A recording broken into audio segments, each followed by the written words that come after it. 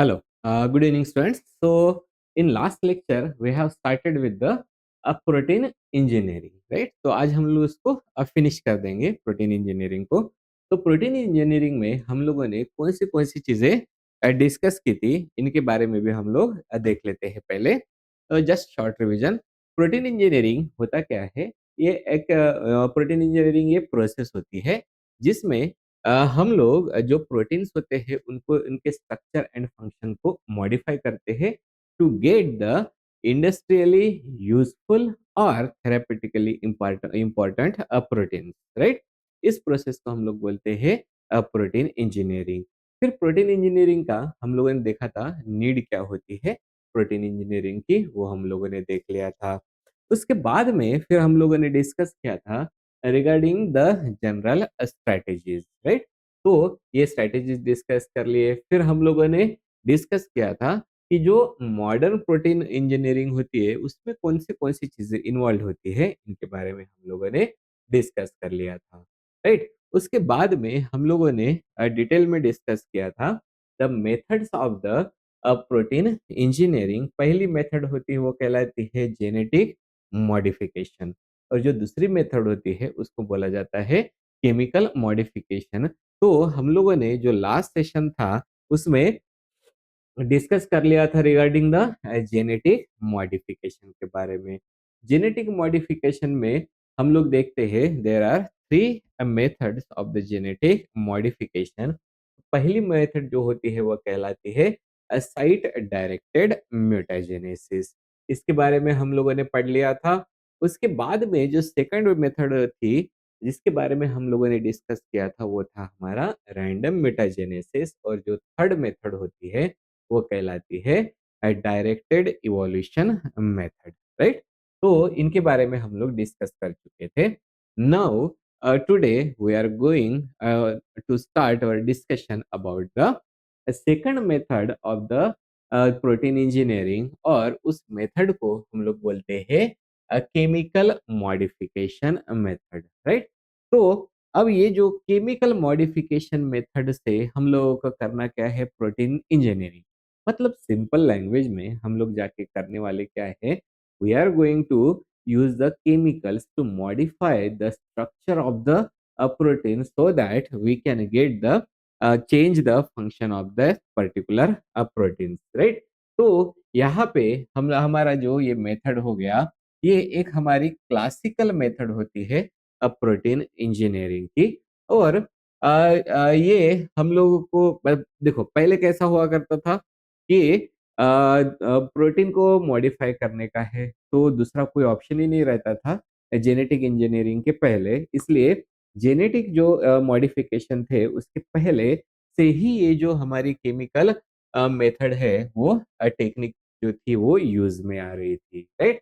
अब इसमें होता क्या है, प्रोटीन्स जो होते हैं वो प्रोटीन्स मतलब मैंने कल भी बताया था आप लोगों को, यहाँ पे जो हमारा प्रोटीन होता है, प्रोटीन मतलब क्या होता है, it is the sequence of the amino acid, right. एक अमीनो एसिड हो गया, उसके बाद में अमीनो एसिड जो होता है सेकंड हो गया, अमीनो एसिड थर्ड हो गया। ऐसे सीक्वेंस ऑफ अमीनो एसिड का मिलके ये हमारा प्राइमरी स्ट्रक्चर कहलाता है। इसका मिलके बने वाला होता है प्रोटीन। तो हम लोग क्या करते हैं, यहाँ पे केमिकल मॉडिफिकेशन में हम लोग परफॉर्म करते हैं या फिर by using the chemical alteration of the amino acid side chains.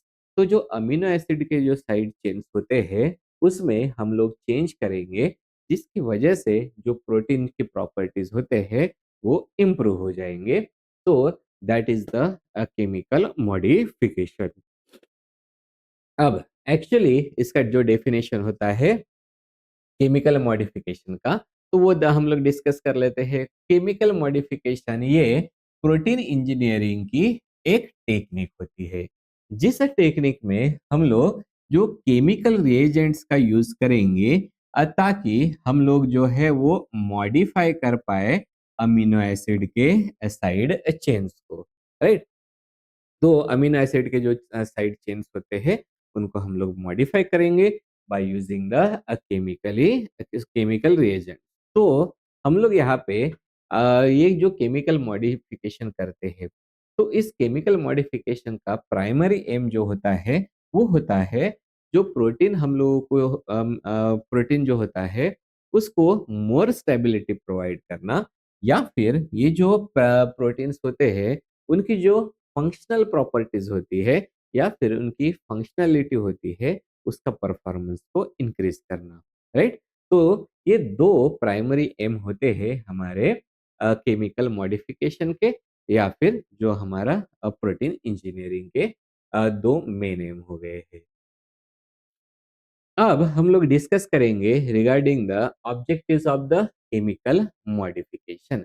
जैसे ही हम लोग कोई भी हमारा प्रोटीन इंजीनियरिंग रहा, उसका ही ऑब्जेक्टिव मतलब होता है हमारे केमिकल मॉडिफिकेशन का ऑब्जेक्टिव, राइट?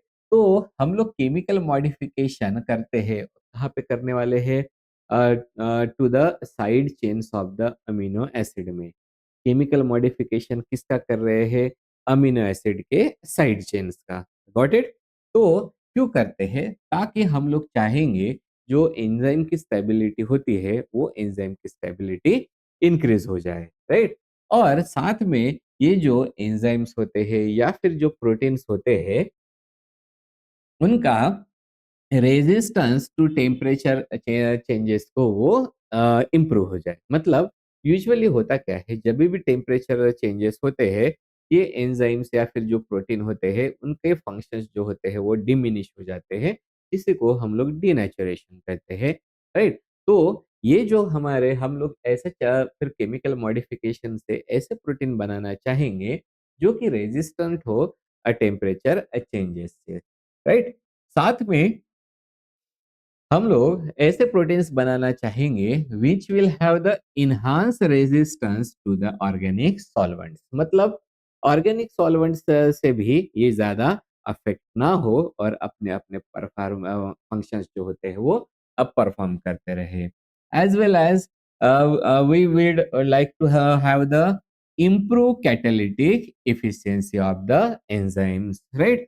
साथ में modify the protein activity, then improve the storage stability के लिए भी, स्टोरेज स्टेबिलिटी को इम्प्रूव करने के लिए भी हम लोग केमिकल मॉडिफिकेशन करते हैं प्रोटीन का। और साथ में जो इंडस्ट्रियल एप्लीकेबिलिटी होती है, उसको इन्हांस करने के लिए हम लोग यूज करते हैं केमिकल मॉडिफिकेशन। केमिकल मॉडिफिकेशन से हम लोग परफॉर्म करते हैं फिर हमारा जो प्रोटीन मॉडिफिकेशन होता है या फिर प्रोटीन इंजीनियरिंग। ओके, अब हम लोग जाएंगे what is the principle behind the method which is called as chemical modification method. तो ये केमिकल मॉडिफिकेशन मेथड होता है, उसका प्रिंसिपल क्या होता है, वो हम लोग डिस्कस करते हैं, राइट? तो हम लोग ये देखते हैं, ये जो हमारे केमिकल रिएजेंट्स होते हैं, ये केमिकल रिएजेंट्स इंटरैक्ट करेंगे। Now they are going to interact, right? ये केमिकल एजेंट्स जाके इंटरैक्ट करेंगे अमीनो एसिड के साइड चेन फंक्शनल ग्रुप्स को। ओके, और उनमें कौन से फंक्शनल ग्रुप्स होते हैं? तो वहाँ पे हो रहेंगे हमारे अमीनो ग्रुप होते हैं प्रेजेंट, उसके बाद में कार्बोक्सिल ग्रुप होते हैं।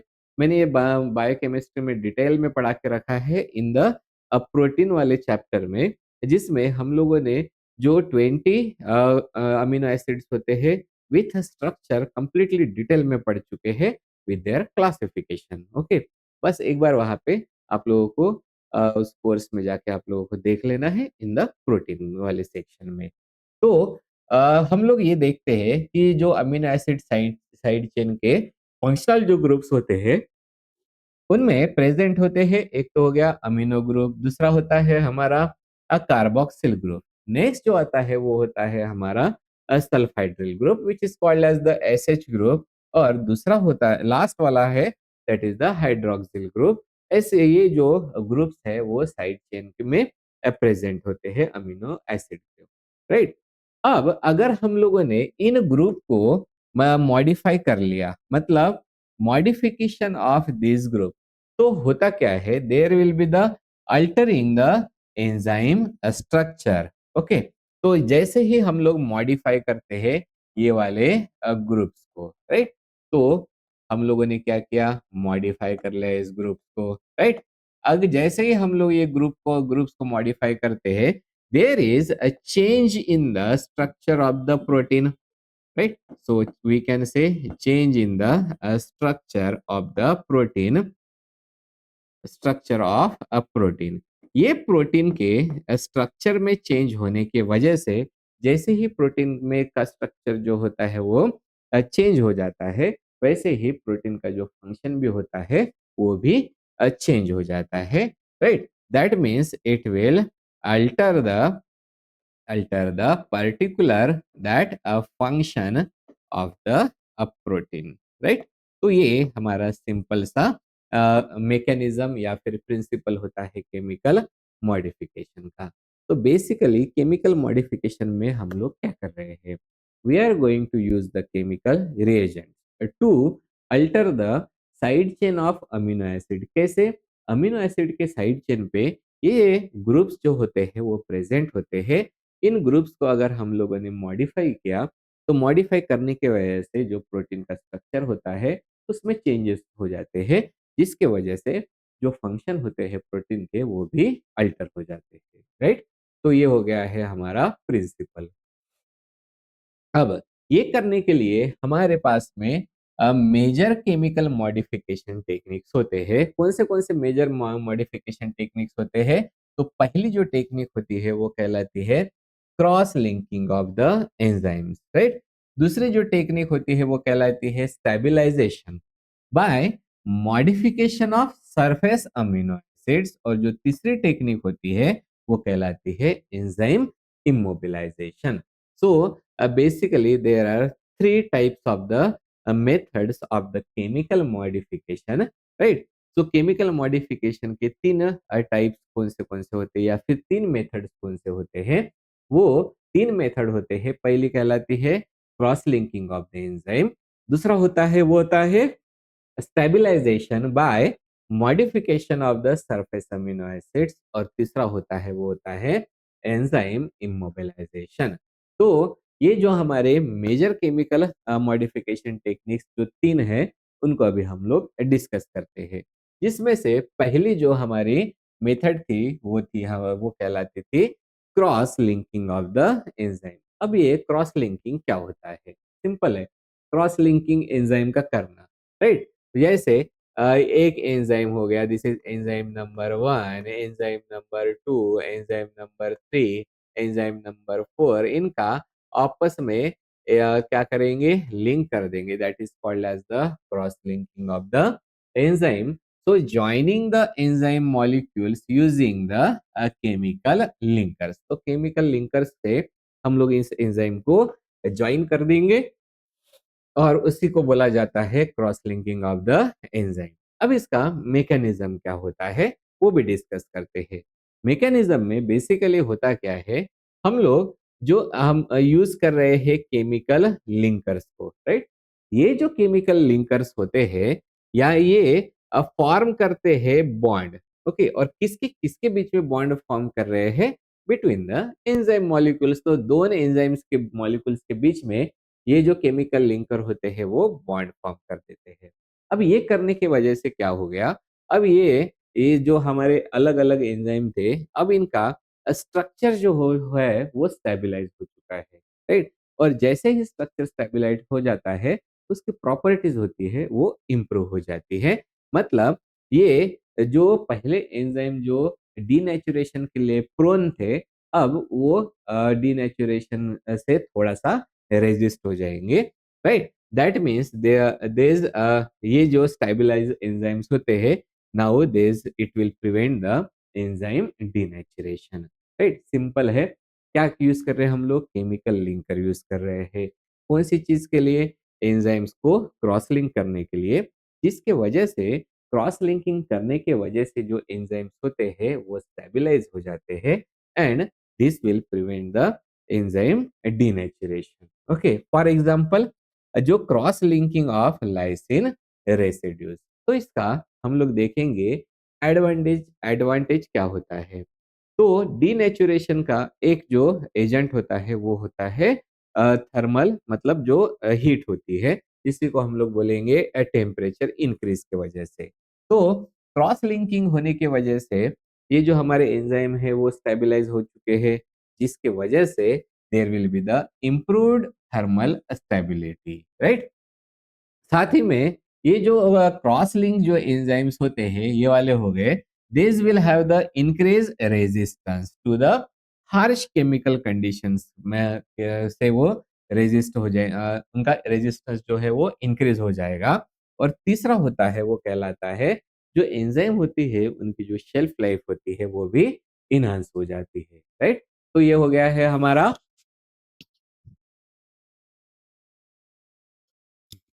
पहला वाला, which is called as cross linking of the enzyme. फिर जो हमारी सेकंड मेथड थी, वो सेकंड मेथड थी stabilization by the surface amino acid modification.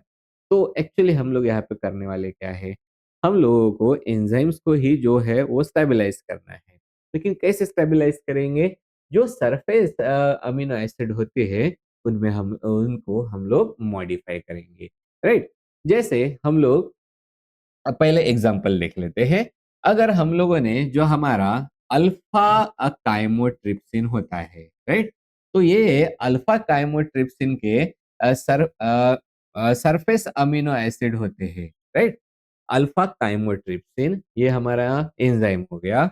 इसके सरफेस अमाइनो अमीनो एसिड में मॉडिफिकेशन अगर हम लोगों ने कर लिया, तो ये अल्फा काइमोट्रिप्सिन होता है, उसकी स्टेबिलिटी जो होती है वो इंक्रीज हो जाती है up to 120 eight times, right? इसके लिए तो हम लोग जो मैकेनिज्म यूज करते हैं वो उस मैकेनिज्म में इन्वॉल्व होता है, ये जो एंजाइम सरफेस इंटरेक्शंस होते हैं उनको अल्टर करना, राइट? तो पहला mechanism, altering the enzyme surface interaction.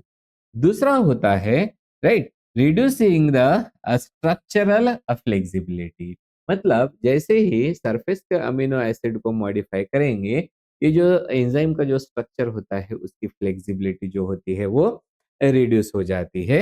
और तीसरा होता है, ये जो एंजाइम होते हैं उनको प्रोटेक्ट किया जाता है from the denaturation by modification of the surface amino acid, right? इसलिए इसको बोला जाता है stabilization by the surface amino acid modification, right? फिर हमारा जो थर्ड वाला मेथड था, या फिर मेजर टेक्निक थी केमिकल मॉडिफिकेशन की, ये कहलाती है एंजाइम इमोबिलाइजेशन, जिसके बारे में हम लोग डिटेल में पढ़ चुके हैं। एंजाइम इमोबिलाइजेशन के बारे में यहाँ पे सिंपली क्या होता है, हम लोग अटैच कर देते हैं एंजाइम मॉलिक्यूल्स को to the support material by the chemical bonding that will be. फिर एक सपोर्ट मटेरियल हो गया, उसके ऊपर हम लोगों ने एंजाइम को यहाँ पे अटैच कर दिया, तो एंजाइम जो है वो अभी इमोबिलाइज हो गया, एक ही जगह पे है। That process is called as enzyme immobilisation.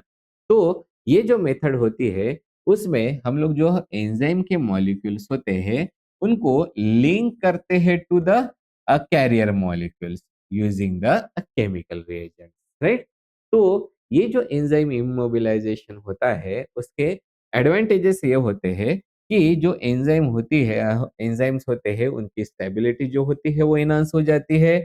साथ में ये एंजाइम्स को हम लोग रीयूज कर सकते हैं, क्योंकि एक हमारे सपोज एक सरफेस के ऊपर एंजाइम्स है जो अटैच होके है, मतलब उसको अगर हम लोगों ने किसी प्रोसेस में ऐड कर दिया तो एंजाइम उस फ्लूइड में जा नहीं रहे हैं, वो वहीं पे है। तो जब प्रोसेस खत्म हो जाएगी तो हम अगर उस प्लेट को हम लोगों ने निकाल दिया, तब ये एंजाइम जो भी होते हैं वो आइसोलेट हो गए हैं, मतलब उनका रीयूज किया जा सकता है, जिसके वजह से जो इंडस्ट्रियल एफिशिएंसी होती है वो इम्प्रूव हो जाती है, राइट? लेकिन जैसे हम लोग बात करते हैं केमिकल मॉडिफिकेशन की, वैसे केमिकल मॉडिफिकेशन के लिमिटेशंस भी होते हैं। तो केमिकल मॉडिफिकेशन हम लोग सिर्फ वो प्रोटीन्स के लिए अप्लाई कर सकते हैं जिनमें जिनके अमीनो एसिड जो होते हैं वो रिएक्टिव होते हैं, राइट? या फिर जिनके सरफेस रेसिड्यूज होते हैं वो एसेसिबल रहेंगे, राइट? तो ये केमिकल मॉडिफिकेशन हम लोग तभी कर पाएंगे ना जिनके अमीनो एसिड जो है पहले तो असेसिबल है, मतलब मॉडिफिकेशन करने के लिए अवेलेबल है, और साथ में ये अमीनो एसिड जो है वो रिएक्टिव है। अगर नॉन रिएक्टिव ग्रुप्स रहे तो हम लोग मॉडिफिकेशन नहीं कर पाएंगे, right. This chemical modification is less precise than the genetic modification, क्योंकि जेनेटिक मॉडिफिकेशन में हम लोग डायरेक्टली डीएनए या फिर आरएनए में चेंज कर देते हैं, राइट। अब केमिकल मॉडिफिकेशन के वजह से अनवांटेड स्ट्रक्चरल चेंजेस भी हो जाते हैं, राइट। और हम लोग हमारे पास में एकदम लिमिटेड कंट्रोल होता है। जो भी मॉडिफिकेशन साइट होती है उसके ऊपर हमारा कंट्रोल जो होता है वो कम होता है या फिर बहुत लिमिटेड होता है, because we are using the chemicals to modify the active जो हमारे ग्रुप्स होते हैं या फिर रिएक्टिव अमीनो एसिड को हम लोगों को मॉडिफाई करना होता है, राइट। ये हो गया। लेकिन वैसे ही एडवांटेजेस भी रहेंगे केमिकल मॉडिफिकेशन के, राइट। केमिकल मॉडिफिकेशन के एडवांटेजेस ये होते हैं कि हम लोगों को जो एंजाइम्स मिलते हैं उनकी इम्प्रूव्ड स्टेबिलिटी होती है, साथ में जो कैटालिटिक परफॉर्मेंस होता है वो भी इनहांस होता है। ऑलरेडी हम लोग इनके बारे में डिस्कस कर ही चुके हैं। तो ये जो है वो यूजफुल रहता है इन द जो इंडस्ट्रियल एंजाइम प्रोडक्शन होता है उसमें ये यूजफुल होता है। सिंपल और रैपिड मेथड होती है और उसको हम लोग कंबाइन कर सकते हैं विद द जेनेटिक इंजीनियरिंग के भी साथ में, राइट। अब हम लोग देखेंगे what are the applications, actual applications of the protein engineering. तो प्रोटीन इंजीनियरिंग के एप्लीकेशंस डिफरेंट डिफरेंट हमारे ब्रांचेस होती है उनमें हम लोग अप्लाई कर सकते हैं प्रोटीन इंजीनियरिंग।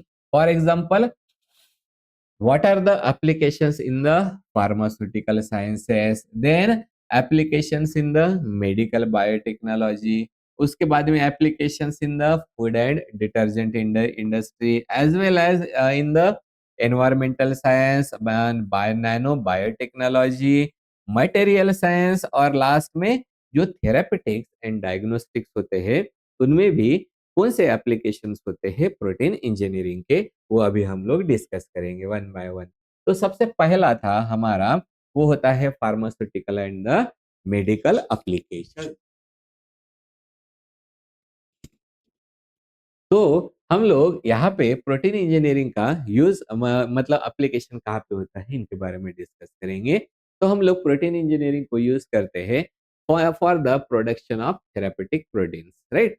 क्योंकि जो इंजीनियर्ड प्रोटीन्स होते हैं उनकी सॉल्युबिलिटी हाई होती है, स्टेबिलिटी इंप्रूव्ड होती है और इनहांस बायोलॉजिकल एक्टिविटी होती है, स्पेसिफिसिटी ज्यादा होती है और इम्यूनोजेनिसिटी कम होती है। कल ही हम लोगों ने डिस्कस कर लिया है। फॉर एग्जाम्पल, हम लोग बाय यूजिंग द प्रोटीन, हम लोग जो बोलते हैं ना इंजीनियरिंग, हम लोग प्रोड्यूस करेंगे। फॉर एग्जाम्पल जैसे इंसुलिन होता है वो प्रोड्यूस, उसका प्रोडक्शन होता है, इंटरफेरॉन, एंटीबॉडीज, ग्रोथ फैक्टर्स और जो साइटोकाइंस होते हैं उनका भी प्रोडक्शन होता है। देन सेकंड एप्लीकेशन होता है in the drug development and the treatment technologies में। तो इसमें हम लोग प्रोटीन इंजीनियरिंग का यूज करते हैं इन द वैक्सीन डेवलपमेंट में। किस तरीके से? तो by designing the antigen specific proteins और improve the proteins with the improved immune response, right? तो उसी को हम लोग क्या बोलेंगे? Vaccine. Then we can use in it in the gene therapy. तो जो इंजीनियर्ड प्रोटीन्स होते हैं वो डिलीवर करेंगे थेरेपेटिक जीन्स को, जिसको हम लोग यूज करेंगे for the treatment of the genetic disorders के लिए। और जो तीसरा होता है use in the anti essence technology में, तो इसमें जो इंजीनियर्ड मॉलिक्यूल्स होते हैं वो रेगुलेट करेंगे जीन के एक्सप्रेशन को, राइट। तो ये वाला हो गया। फिर तीसरा होता है फार्मास्यूटिकल्स में ही for the targeted drug delivery के लिए। तो जो हमारा प्रोटीन इंजीनियरिंग है वो इनेबल करेगा targeting the drugs to the specific tissue as well as reduction of the side effect and improve the therapeutic efficacy, right। Cancer therapy के में किस तरीके से एप्लीकेशन रहेगा प्रोटीन इंजीनियरिंग का? तो सबसे पहले तो हम लोग डिस्कस करेंगे रिगार्डिंग द रेडियो इम्यूनोथेरेपी। तो ये जो रेडियो इम्यूनोथेरेपी होता है उसमें जो एंटीबॉडीज होते हैं This carry the radioactive molecules and this will selectively target the cancer cells. और जो नोवेल एंटीबॉडी डेवलपमेंट होता है उसमें जो इंजीनियर्ड एंटीबॉडीज होते हैं वो उनकी इम्प्रूव्ड बाइंडिंग एफिनिटी रहेगी और टारगेट स्पेसिफिसिटी रहेगी। तो इस तरीके से हम लोग यूज कर सकते हैं इन द कैंसर थेरेपी में। उसके बाद में multi functional drug delivery systems में भी हम लोग यूज कर सकते हैं। किस तरीके से? तो ये जो प्रोटीन इंजीनियरिंग होता है वो हम लोगों को इनेबल करेगा for the development of the smart drug delivery system या फिर मल्टी फंक्शनल जो थेरापेटिकल स्कैफोल्ड्स होते हैं and nano biotechnology based carriers बनाने के लिए। और फार्मास्यूटिकल में अगर हम लोग इंजीनियरिंग जो इंसुलिन और हार्मोन्स के इंजीनियरिंग देखेंगे तो पहला जो है that is the monomeric insulin form होता है। जैसे इंसुलिन लिस्प्रो हो गया, इंसुलिन दैट इज एस्पार्ट। और जो इंसुलिन गार्गिन होता है उस this is the insulin which is produce by the mutagenesis और ये प्रोवाइड करता है सस्टेन ड्रग रिलीज को। Then pharmaceutical and medical applications में ही अगर हम लोग देखते हैं तो there is the biotherapeutic secreted protein. तो ये वो प्रोटीन्स होते हैं मतलब this protein engineering is used to produce the those proteins, for example insulin हो गया, इंटरफेरॉन हो गया या फिर एरिथ्रोपोइटिन हो गए हैं। तो जैसे ये बायोथेरेपेटिक सीक्रेटेड प्रोटीन्स हो गए हैं जिनको हम लोग थेरेपेटिक जो एक्टिविटी के लिए यूज कर सकते हैं, राइट।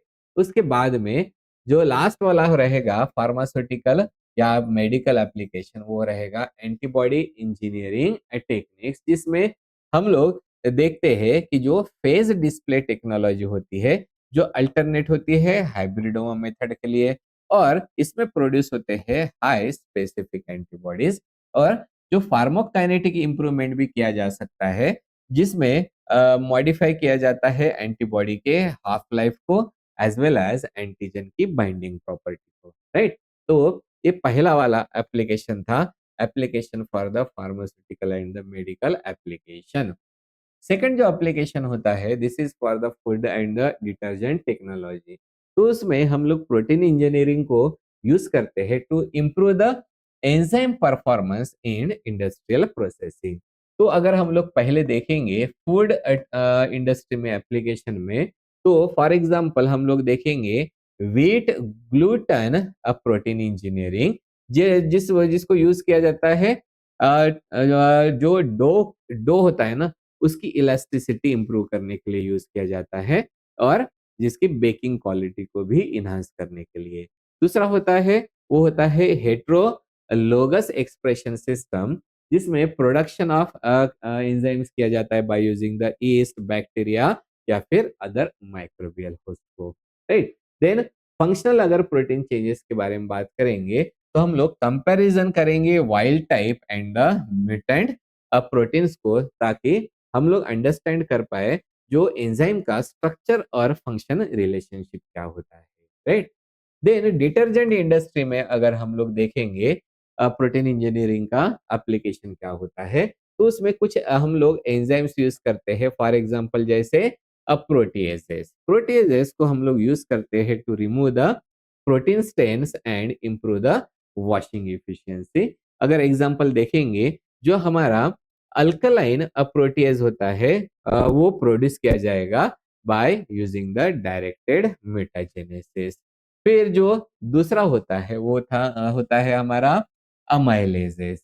अमाइलेजेस को हम लोग यूज करते हैं to remove the starch stain को और ब्रेड सॉफ्टनिंग के लिए भी होता है और सैकरिफिकेशन जो होता है इन फूड प्रोसेसिंग में। और डिटर्जेंट में किसके लिए यूज करेंगे to for the removal of the starch stain, right. तो ये जो प्रोटीन इंजीनियरिंग होती है वो इम्प्रूव करेगी thermal stability and the catalytic activity. तीसरा अगर हम लोग एंजाइम देखेंगे दैट इज द लाइपेज तो उसको हम लोग यूज करते हैं for the removal of the lipid stain. Then food flavour development के लिए या फिर चीज के प्रोडक्शन के लिए भी यूज किया जाता है।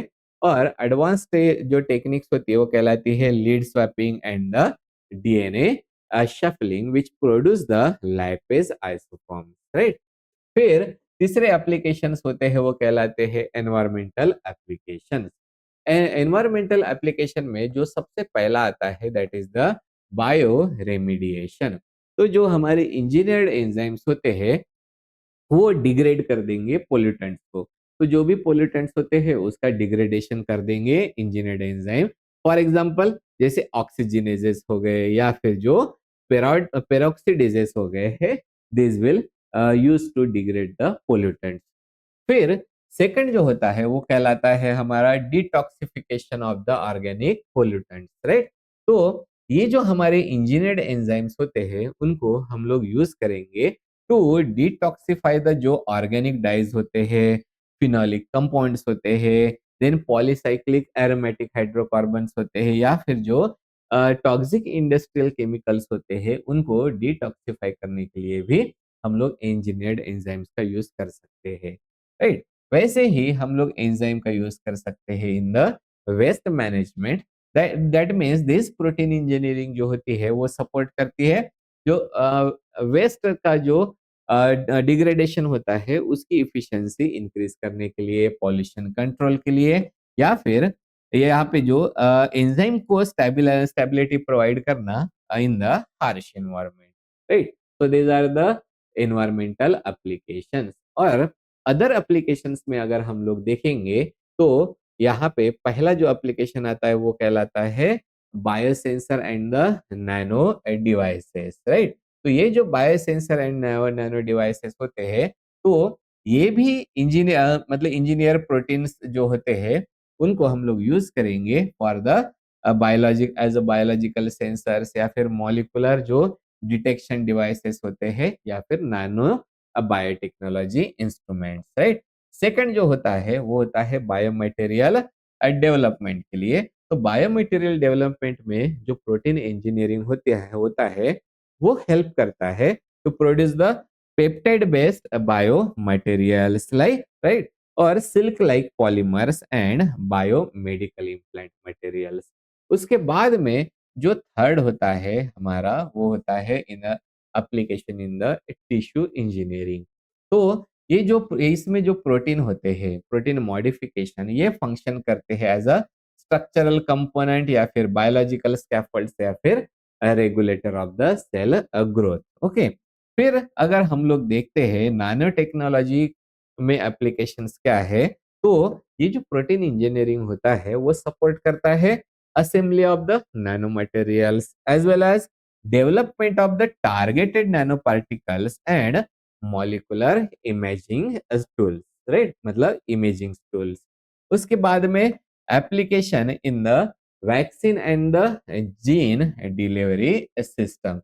तो ये जो vaccine and gene delivery system होता है उसमें जो प्रोटीन इंजीनियरिंग होता है that will help in the vaccine development, then targeted drug delivery as well as viral vector stabilization. और जो लास्ट में एप्लीकेशन होता है वो हमारा, अरे अलग हो गया ना, fifth, and this one will be the sixth one, okay. तो ये हो गया fifth and the sixth, right. तो ये जो सिक्स्थ में जो सरफेस डिस्प्ले टेक्नोलॉजी होती है वो इसमें हम लोग यहाँ पे जो पेज डिस्प्ले आता है या फिर जो बैक्टीरियल सरफेस डिस्प्ले होता है उनको हम लोग यूज करते हैं in the selection of the protein with the desired properties, then development of the new vaccines and the production of drug delivery vectors. Okay, so this was the complete overview of the protein engineering. Okay, so this is all for today.